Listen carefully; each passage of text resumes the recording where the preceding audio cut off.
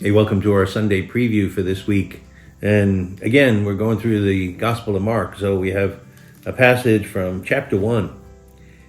And it says, a leper came to Jesus and kneeling down, begged him and said, "If you wish, you can make me clean." Moved with pity, he stretched out his hand and touched him and said to him, "I do will it. Be thou made clean." The leprosy left him immediately, and he was made clean. Then warning him sternly, he dismissed him all at once. He said to him, "See that you tell no one anything, but go and show yourself to the priest and offer for your cleansing what Moses prescribed. That will be proof for them." The man went away and began to publicize the whole matter. He spread the report abroad so that it was impossible for Jesus to enter a town openly. He remained outside in deserted places, and people kept coming to him from everywhere. The Gospel of the Lord. Another great cure by Jesus, and this time it's a leper, which it's hard for us to think of lepers because we have so few in the modern world. But it was a huge scourge back then, and they had to be separated into colonies and kept away from everyone else. So the idea that this leper would actually even approach Jesus was extraordinary because they weren't allowed to. And then Jesus reached out and touched him, and he was immediately cured of his leprosy.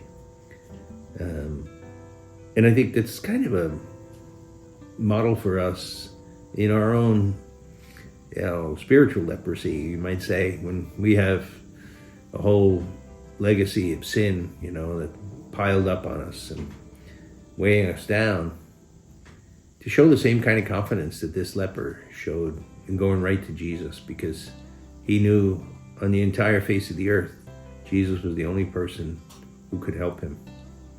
He's the only one with the power.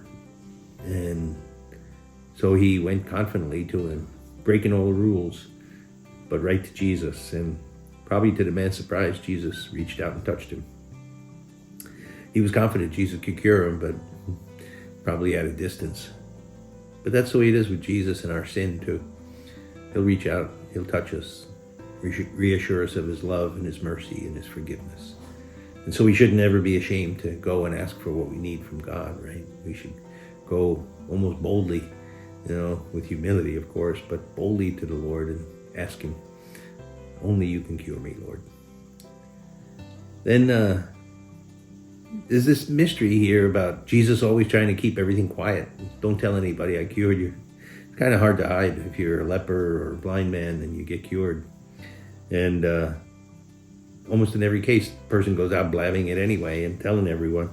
And the result is that Jesus couldn't enter the cities anymore because it caused a sensation wherever he was around. And so Jesus had to stay in deserted places, as the gospel said. But the people kept coming to him anyway. I think the problem is Jesus didn't want people just coming to him for the cures. He was about something deeper, about healing, which is much more profound in the soul. We can be cured and get over a problem that we have, but there's no transformation going on. And that's what Jesus, I think, was afraid of, that a lot of people were approaching it in a superficial way. And God really wants to heal us deeply, profoundly.